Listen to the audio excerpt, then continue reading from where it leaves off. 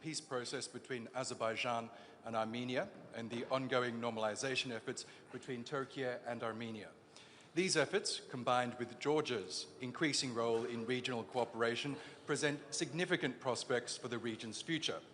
Now, this panel will examine the dynamics of the South Caucasus, exploring both the opportunities and obstacles for regional cooperation and the path towards sustainable and inclusive development in a fragmented world.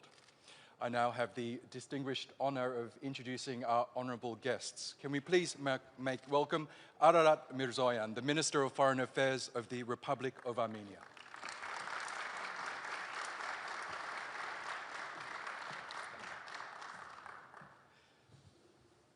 Next, we have Jeyhun Bayramov, who's the Minister of Foreign Affairs of the Republic of Azerbaijan.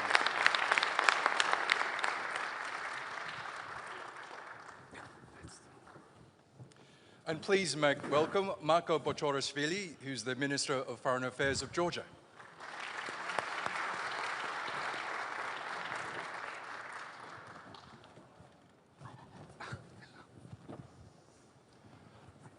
And thank you all for being with us today. I know you're extremely busy people, so if I can get straight into it.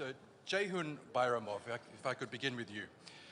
2 wars were fought for control of Azerbaijan's Armenian-populated region of Karabakh. The first took place, as we know, at the end of the Soviet Union, and the second took place in 2020, before Azerbaijan took control of its territory in September 2023. Last month, both Baku and Yerevan agreed on a peace deal, which is ready for signing. Tell us, what's standing in the way of the agreement being finalized so that it can be implemented? Thank you. First of all, it's a great pleasure to be a part of Antalya Diplomacy Forum. So I had a chance to participate in all forums, and we're very pleased and happy with the ever-growing role of Antalya Diplomacy Forum, and this becomes truly the center of discussions about the most pressing issues in the global agenda. And I would like, first of all, to thank my esteemed colleague and brother, Minister Hakan Fidan, for invitation, and congratulate him and his team for the excellent organization of the forum. So back to your question, so you are absolutely right that as a result of the end of the armed conflict between Armenia and Azerbaijan in the region in South Caucasus, the historical opportunities for normalization appeared. And right after the end of the 44 days patriotic war and liberation of Azerbaijani previously occupied territories, shortly after this, Azerbaijan suggested to Armenia to start the normalization process and start talking about the peace agreement. So it was Azerbaijani initiative back in 2021 at the beginning. In February 2022, Azerbaijan proposed 5 basic principles for the future peace agreement. And starting from October 2022, we start physical, let's say, engagement with the Armenian side, many rounds of negotiations, exchange of documents in respect of the draft text. And as you correctly mentioned, last month, we, 2 parties, after almost 2.5 years, concluded the text of the peace agreement, which we consider extremely important development and serious milestone. About the further steps which are necessary in order to be implemented for the full finalization of this process, a signing of the peace agreement. So this is again long-standing and consistent position of the Republic of Azerbaijan, which is our counterparts, our partners in Armenia are well aware. This is, first of all, to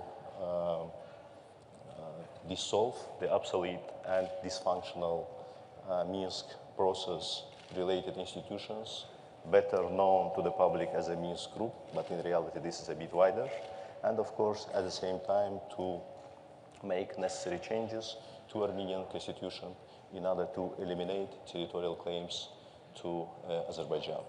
So we believe that with these necessary steps, there will be no additional obstacles in the way of finalization and signing of the agreement on establishment of peace and interstate relation between two countries.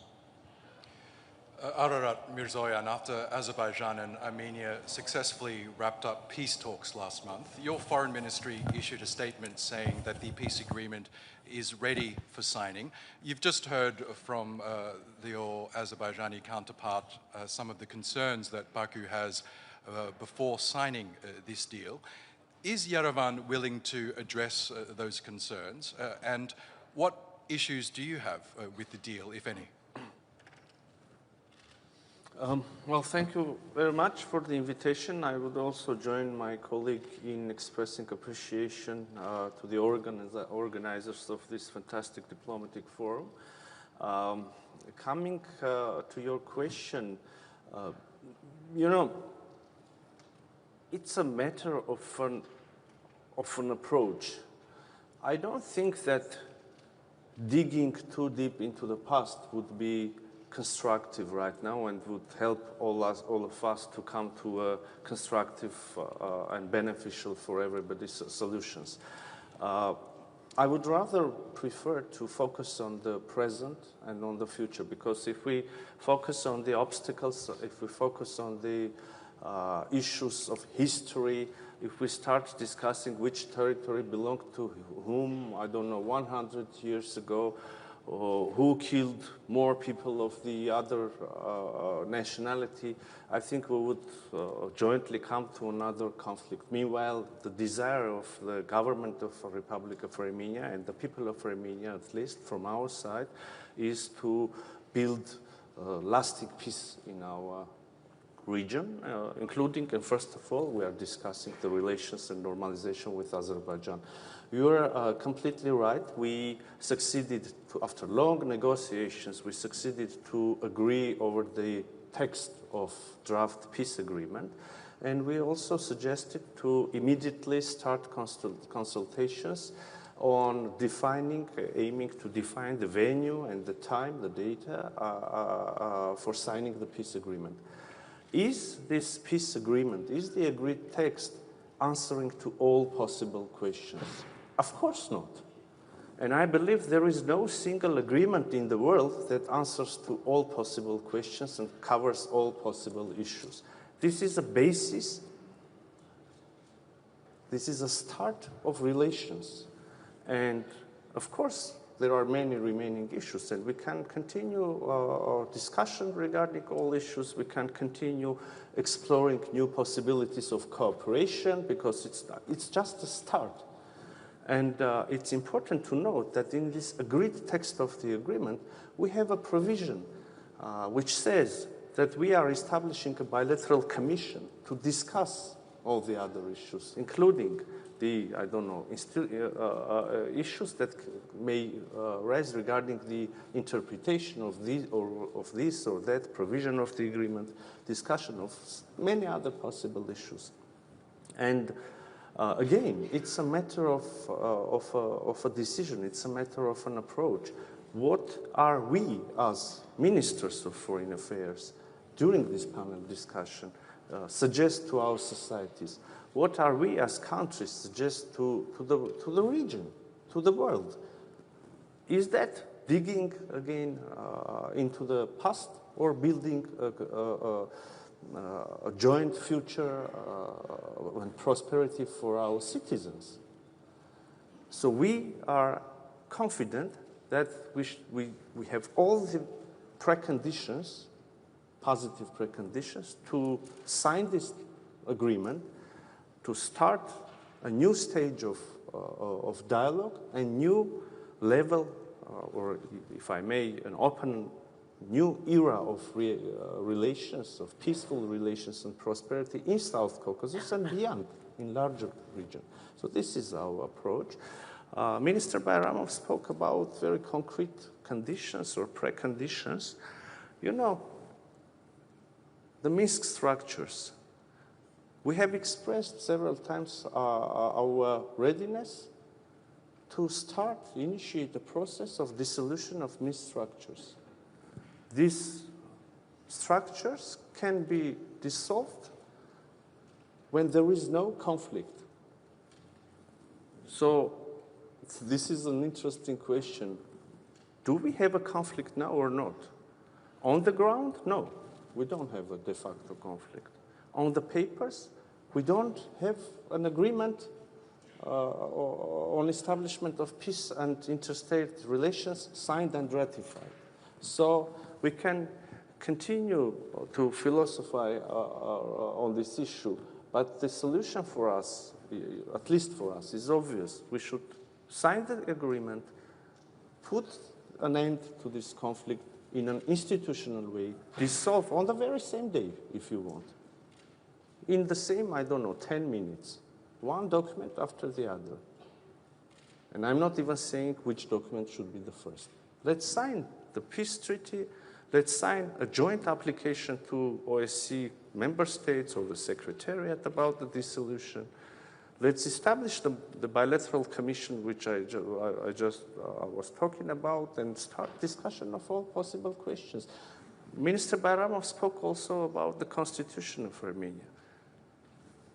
Okay, if you want, I can say, we do have a concern regarding the constitution of Republic of Azerbaijan, and we are not saying this just to have the in the principle of mirroring the issues. We are not saying this to have an equal condition or concern. I can explain. The Constitution of Republic of Armenia makes a reference to the Act of Independence, the document, in which this Republic of Azerbaijan declares itself to be the successor of First Azerbaijani Republic. And we all know that the First Azerbaijani Republic declared its sovereignty over much larger territories than today's Azerbaijani Republic, including, around or more than 60% of current sovereign Armenian territories. So again, it's a matter of approach.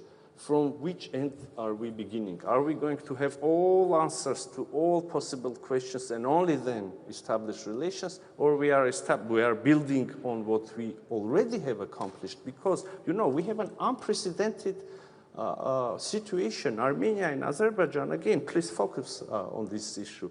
Armenia and Azerbaijan have agreed on a text of an agreement between them, acknowledging each other's territorial integrity within borders which existed by the time, at the moment of the dissolution of Soviet Union. This sentence answers to so many questions and so many concerns.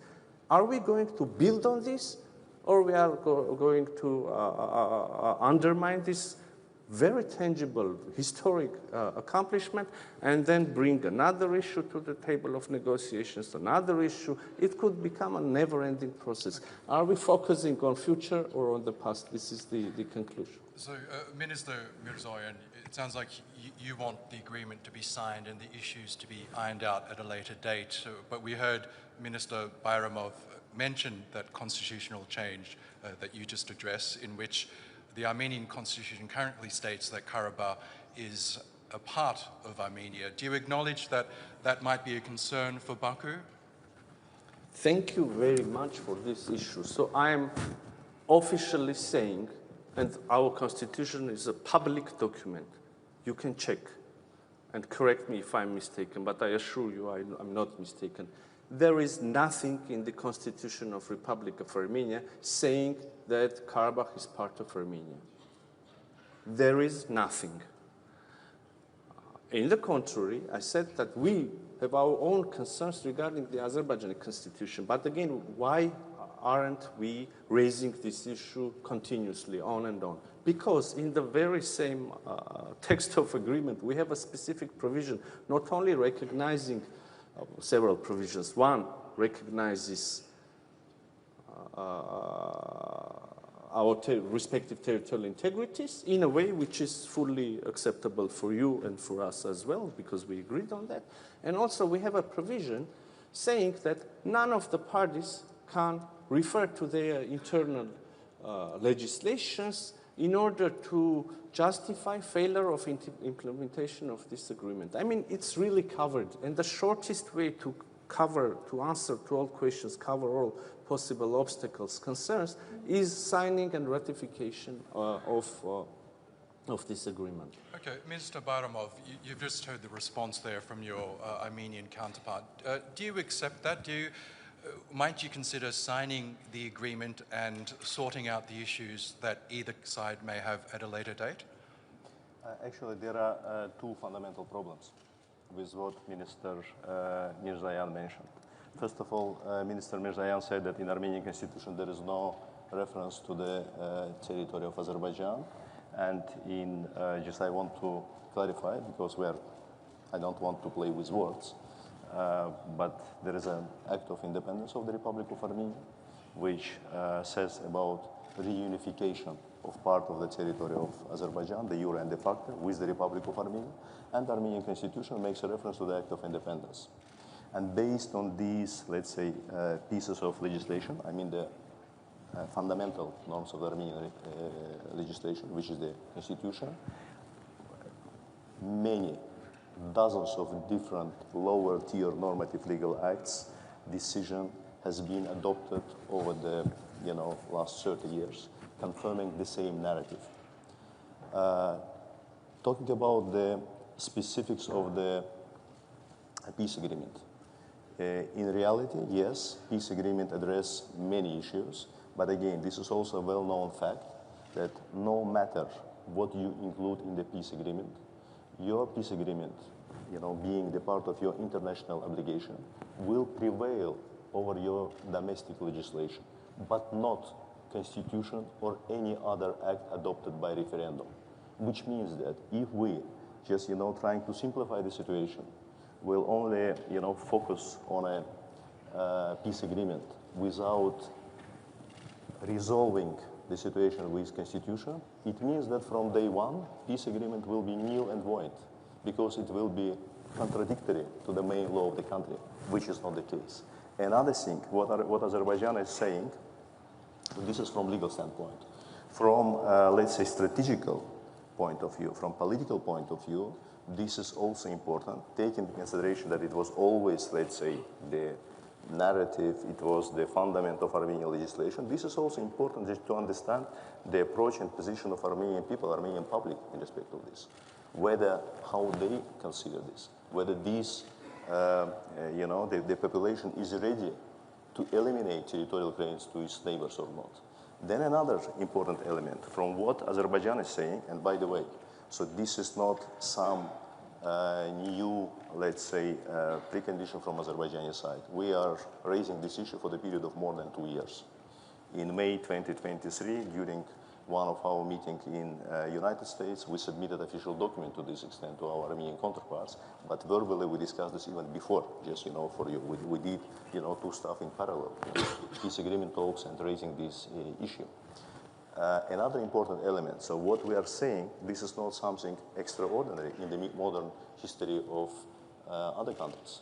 Even if we look to the European continent, there are a number of cases when, because of these or similar problems, having some problems with the neighboring countries, the countries actually went to the referendum and made the changes in their constitution. So there is nothing extraordinary or, let's say, maximalistic from Azerbaijani, position. And then back to the last argument from Minister Mirzoyan's statement about, let's say, similar concerns of the Armenian side about Azerbaijani constitutions. First of all, it does not represent the reality. Azerbaijani constitution does not contain any geographical name or territory of the modern Republic of Armenia. And I think our Armenian counterparts, they are very well aware, because otherwise they would definitely raise this issue because, you know, the legal system of Armenia, legal system of Azerbaijan, legal system of Turkey and all these countries, this is more or less the same. You cannot enter into international agreements if they are contradictory to the constitution of the country. So I don't believe that our Armenian counterparts, they are sincerely believe that Azerbaijani constitution contains territorial claim to Armenia, and at the same time, they never raised this before, and they just ignore this fact. Because this is really strange. Because if you believe that the constitution of the other country has a territorial claim to your country, then you only pretend that you are signing, let's say, peace agreement which will handle this situation because it will be open. Because no international agreement can change or remain the obstacle which is part of your constitution. So, Minister Mirzoyan, before I get George's perspective on this, is your government willing to consider possible changes to the constitution, even though it might be domestically unpopular? Once again, thank you for your for this opportunity to reply to my colleague's remark, because I thought you would immediately ask a question to our distinguished Georgian colleague, and I'm very sorry, Maka, but I must reply. So, if we go into legal, or if you want legalistic details, then I will now give a very short explanation.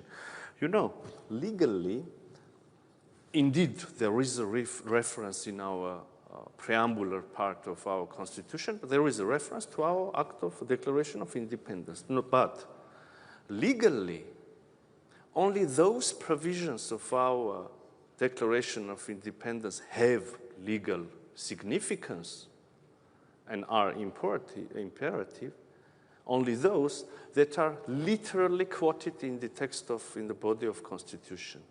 That sentence about which our colleagues from Azerbaijan have concerns is not quoted in our Constitution. There is only a general reference to the Declaration of Independence, saying that based on Declaration of Independence, the people of Armenia declares this, and then the body of Constitution. So, again, legally, in the world, there is only one body that has the right to interpret, to comment our Constitution, and it is the Constitutional Court of the Republic of Armenia. And last September, our Constitutional Court gave a conclusion regarding another document which was signed between Armenia and Azerbaijan, the regulation of joint works of respective border commissions on delimitation, basically.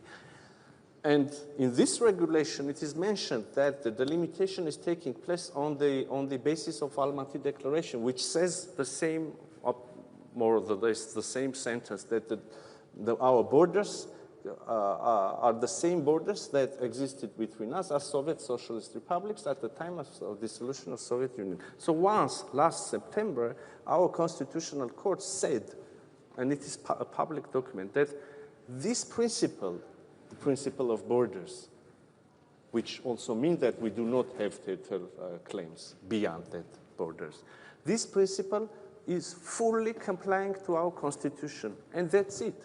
So now, if we sign this treaty, this again, within the process of ratification, this agreement will go to the Constitutional Court. If our Constitutional Court once again says that this document complies with our Constitution, another proof that the issue is covered, addressed, there is no obstacle.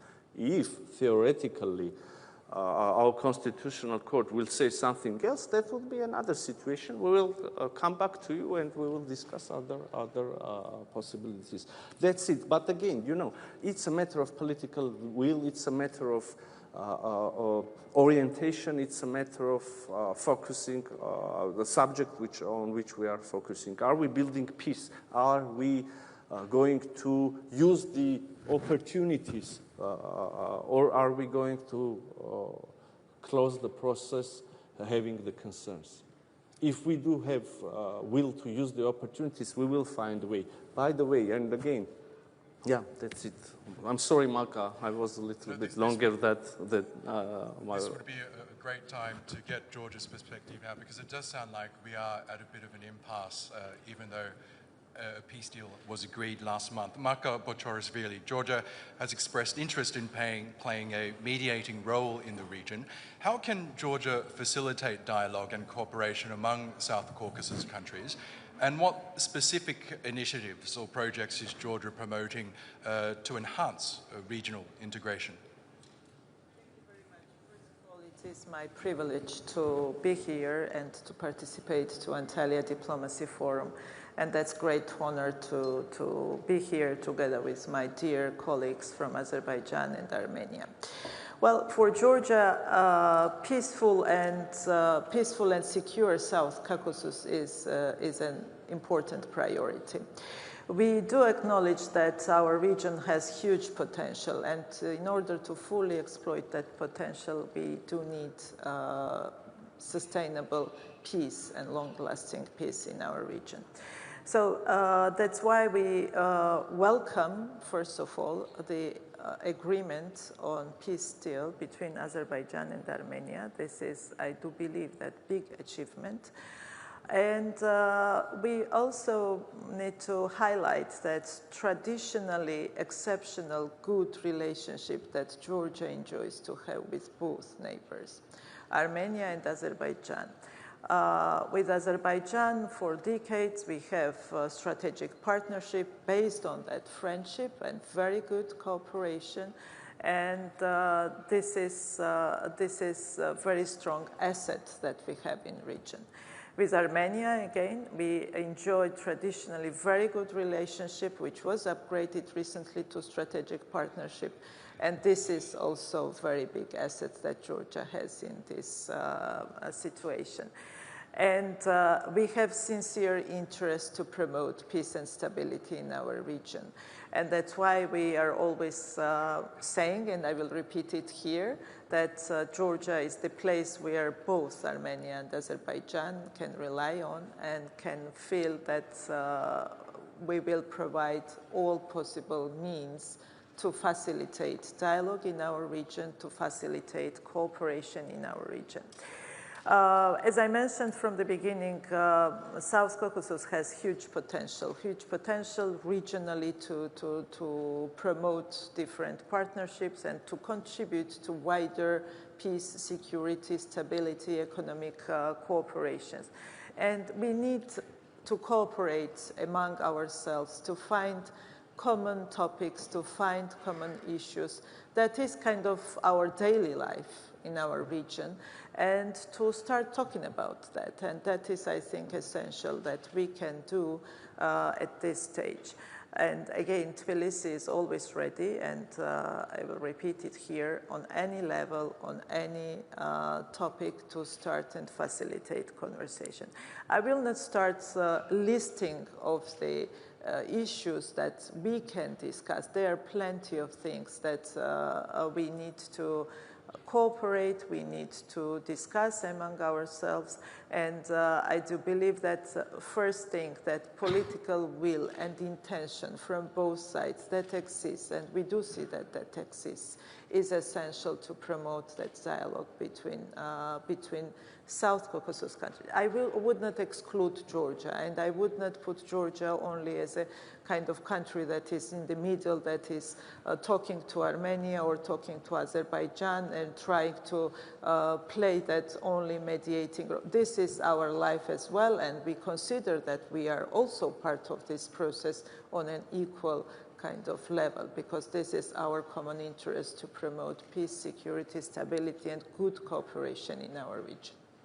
Thank you, Minister. At this point, I'd like to hand the floor over to our responder from the floor, Nigar Göksel. She's the Turkey Director at the International Crisis Group. Nigar, a lot to digest there. Please give us your thoughts.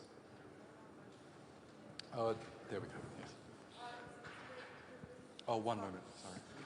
It's a great privilege to follow the distinguished ministers on this very significant platform. I see my role today as weaving together some of the threads that they've laid out, my takeaways, and adding some reflections from the peace and security debates about this issue that are taking place elsewhere. So let me begin by celebrating and congratulating the ministers of Azerbaijan and Armenia for agreeing on the peace deal text. I know that that took an enormous amount of intellectual effort as well as political leadership. And I think it's particularly noteworthy that it happened without external brokering, so that it was a bilateral process. And I think this also points to the regional ownership factor that the Turkish diplomacy has been underlining. I'd also like to take note of Azerbaijan's long-time investment into proactively pursuing the connectivity projects in the region, starting from Baku-Jeyhun and now evolving into the Middle Corridor. Frankly, I think Baku gets little acknowledgement from the actors that are benefiting from its focus on this for a long time. I think the prevailing rationale today is that folding Armenia into this web of infrastructure and opportunity can create some immunity, not only for Armenia, but for all of us, in terms of guarding against the potential spoilers of regional stability. And those spoilers can come from inside, and they can come from outside, actors that would want to exploit the vulnerability.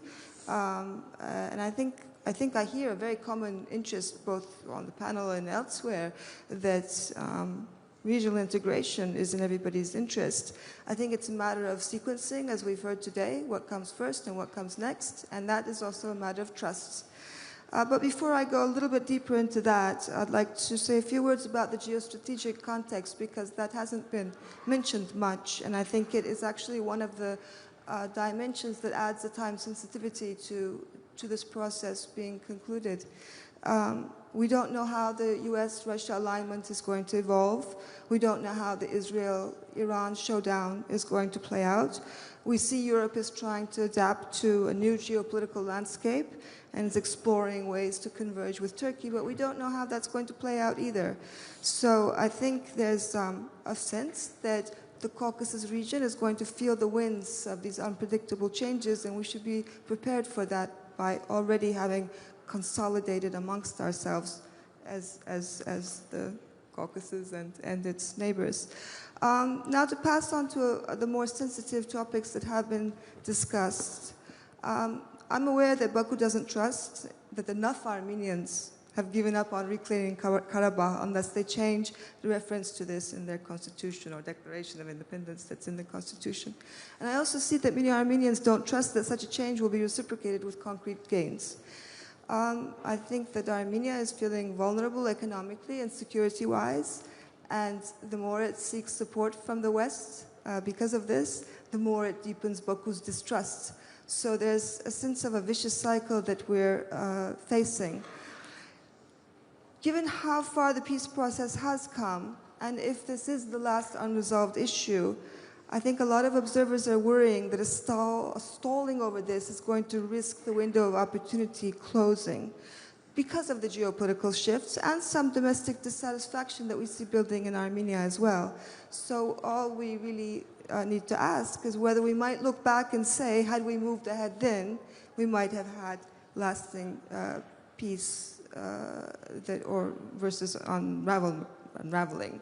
So I guess my question to Azerbaijan is that if this constitutional change can only realistically happen in 2027, which is some of the debates are saying so, then are there interim steps or creative workarounds that can be taken to keep the momentum alive, particularly regarding connectivity, because the connectivity talks have stalled ever since Russia got engaged more in Ukraine, whereas the continuation of progress of that track of talks could actually continue in parallel about the railways and the highways and whatnot. I also would like to sort of note here that, of course, aspirations are not eliminated by clauses in legal declarations.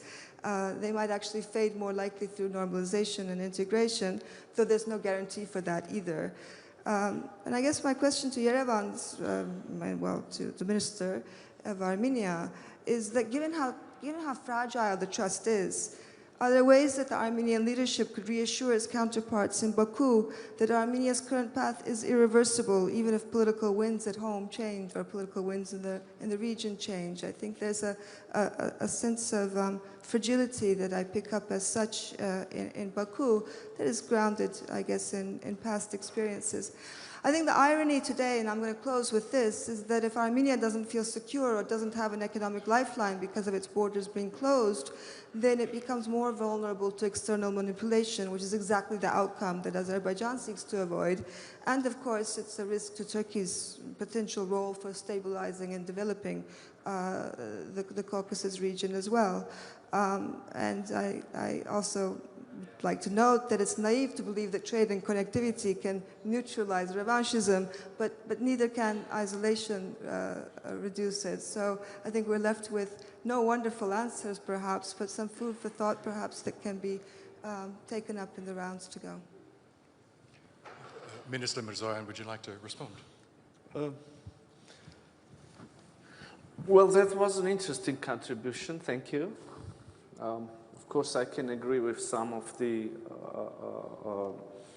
approaches and considerations and disagree with the others. But in one specific part, you were very precise. The Armenian society feels vulnerable indeed in terms of security first, but also in terms of economic cooperation or closed borders. An ordinary citizen of Republic of Armenia can hear several assurances from the government of Republic of Armenia in the same day, assurances regarding the peace agenda, assurances and proposals to build peace with the neighbors, to open the borders, to turn the page of enmity in the region, to open a new era. And we all remember that there are still very sensitive issues. The wounds are very fresh, and it's difficult to speak about possible cooperation. But an ordinary citizen of Republic of Armenia can hear or watch in his, her newsfeed, in his, her daily life, many assurances about this. At the same time, an ordinary citizen of Republic of Armenia, in the very same day, can hear several threats, including threats to, again, to use the force, including threats not to acknowledge the territorial integrity, including threats which contain some claims on internationally recognized territorial integrity of Republic of Armenia from the Azerbaijani side. I don't know, on the level of member of a parliament, on the level of the media outlet strongly affiliated with the government, on the level of high officials. So there is this threat in the air. There is a choice for us, for our Azerbaijani friends, for our Georgian friends, for our Turkish friends. There is a choice to wait for another 100 or 200 years to see that the changes are irreversible, or to start a process of putting a brick and then another brick and then another brick, and in this way building a peaceful region here. Establish cooperation, I don't know, energy projects, transit projects. You touched upon the topic of the connectivity. I can also elaborate a little bit more on that. Internet cables, I don't know, tourism. There are so many ways of cooperation. And I believe Georgia can lead the region here. We can connect the two societies. Not only, I mean, the two societies of Armenia and Azerbaijan, but Georgia, but Turkey. We live in the 21st century. Again, it's a matter, and my hope is that I'm expressing this idea precisely. It's a matter of choice.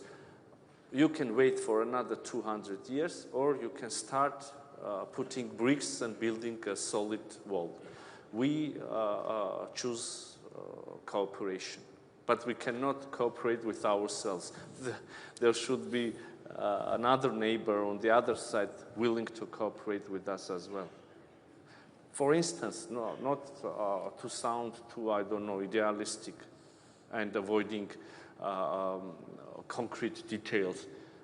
I will bring an example. We just made a proposal to Azerbaijan regarding connectivity, according to which they gain access to our railway infrastructure. We gain access to their regional railway infrastructure. We understand that there is 45 kilometers in the south of Armenia, which is possibly, obviously, the shortest way to connect two parts of Azerbaijan. And we suggested to use, I don't know, modern technologies there, electronic scanners, which will allow us to avoid physical check of the goods, of the cargo, to use electronic declarations which can be sent, information which could be exchanged between respective agencies, again, allowing us to have this transit at its maximum possible speed, etc., etc. We made a very concrete proposal. No positive answer.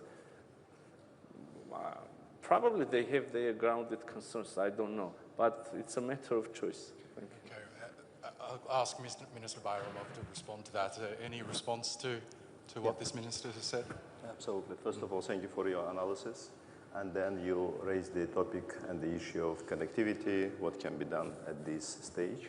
And I can confirm that this is the long standing position and the elements of the foreign policy of Azerbaijan is the best way to promote the security and well-being. This is good relations with your neighbors. And of course, economic integration. I mean, from this perspective, not only transport connectivity, transit, but also energy project, electricity cables, etc. So this is something which makes you interdependent in a good sense with your neighboring countries. And this is not only, let's say, the policy as a whole. This is something which has been successfully implemented by Azerbaijan with all neighboring countries. When we talk about East-West Middle Corridor, what, for instance, Azerbaijan, Georgia, together with Turkey did, this is not something which changed the region. This is not something which was very positive for the well-being of our people and societies. This is something which changed the whole map of the region, the major oil, gas pipeline, East-West transportation corridor. The most recent example, this is, of course, implementation of Southern Gas Corridor. The second stage, with the finalization of which the number of countries which became the recipients of Azerbaijani gas from the Caspian Sea increased from 2 at the end of 2020 to 12 today, when on top of Georgia and Turkey, this is also 10 additional European countries. At the same time, we are quite actively expanding the north-south corridor, also with participation of Russian Federation and Iran.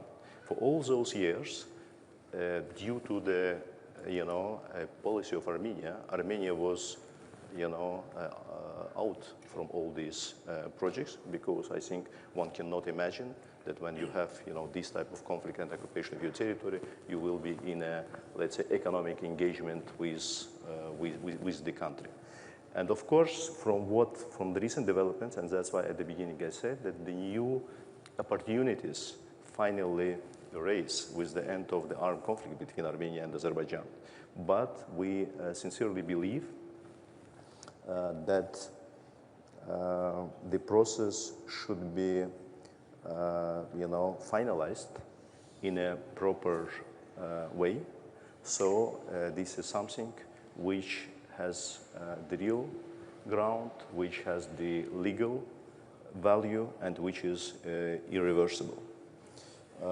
My colleague mentioned, and when you hear Minister Mirzoyan, this is really very nice statements, and we hear many, let's say, nice statements. Minister Mirzoyan made a reference to the decision, to the recent decision of the Constitutional Court of the Republic of Armenia, and Minister Mirzoyan in his statements several times said a reference to several hundred years ago. I will not be making reference to the several hundred years. I will make, several references to something which happened only after November 2020, which is the end of the Second Karabakh War. Mr. Mirzoyan did not mention that when we talk about the importance and seriousness of this territorial claim in Armenian constitution, this is not something hypothetical. Based on this narrative, after November 2020, between the Republic of Armenia and the Republic of Azerbaijan, there are many international disputes in International Court of Justice, in international arbitration bodies, etc. There are a bunch of documents very recently, in 2021, in 2022, in 2024, the Republic of Armenia continues to submit the document which, based on the same narrative which exists in the Armenian constitution, put under question territorial integrity and sovereignty of Azerbaijan. So this is the recent document. Of course, the statements, they are all good and nice, but there are more important stuff. And when Minister Mirzoyan mentions about, some of the threats from the member of, parliaments of some NGOs, of course, in ideal world, of course, it's better, to have only the nice statements. But I believe that the more important, position representing the state should be taken into account and should be eliminated if we seriously talk about the finalization of this process, coming to the logical end, and after this, it will really open many additional opportunities for the whole region in a, let's say, holistic way. About the transportation, and Mr. Minister mentioned about some recent proposal from the Republic of Armenia with regard to the opening of the transportation tools. I just wanted to mention a couple of facts. The first, the opening of communication between Republic of, between us. It was proposal of Azerbaijan to be included in the trilateral declaration of November 2020. There is general statement about opening of communication between two countries, and there's a very specific reference about the unimpeded access from the western borders of Azerbaijan with its Nakhchivan Autonomous Republic. So because in Azerbaijan we have a unique situation, and the unique situation is that we have two parts of the country which are, separated from each other. And there are all around 40 kilometers of the, let's say, territory of Armenia.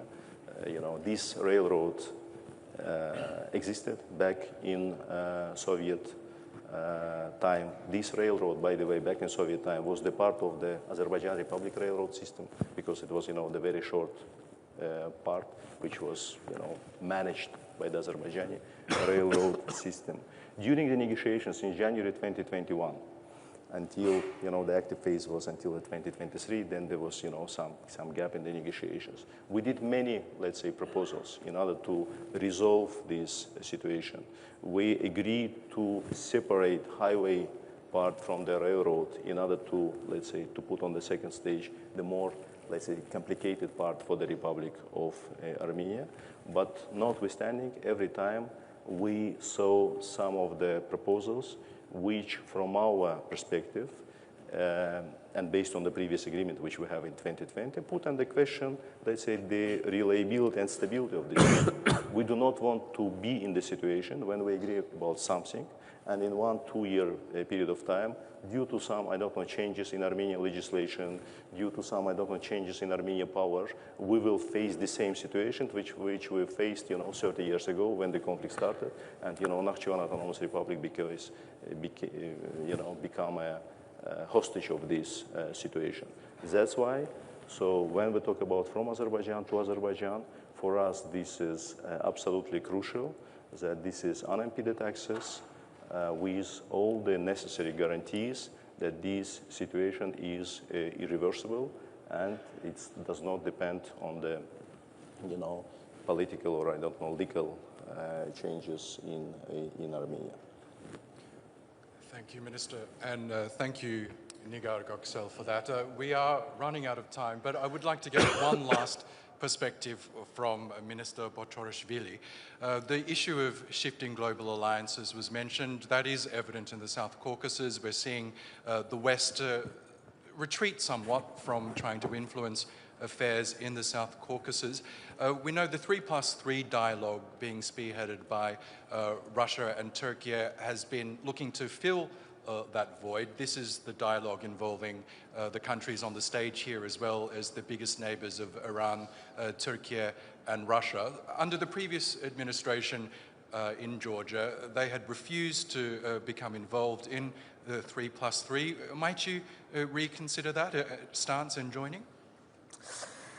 I would refer to that format 3+2 because Georgia is not part of that format, but it is that's always referred as 3+3.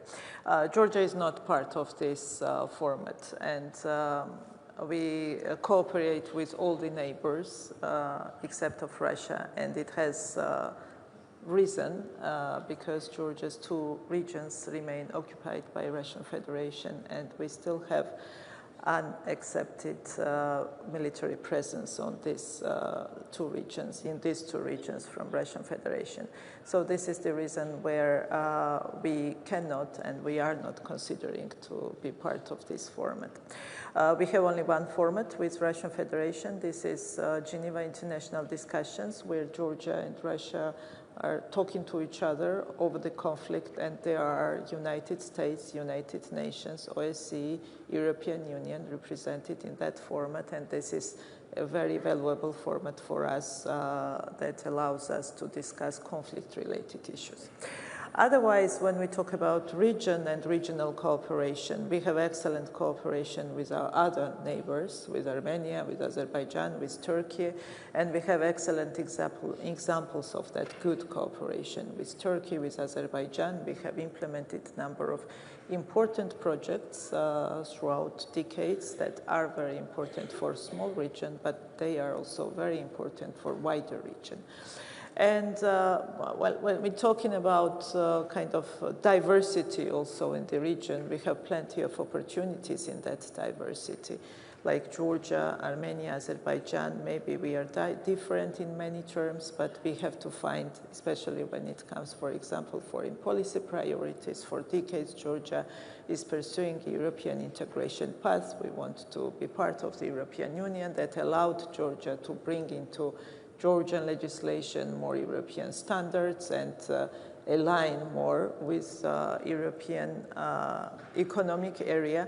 That is also an asset that could be beneficial for the whole region, and we are ready for cooperation with our neighbors in that terms as well, and to contribute to more regional cooperation and regional projects, but this is not the format of 3+3.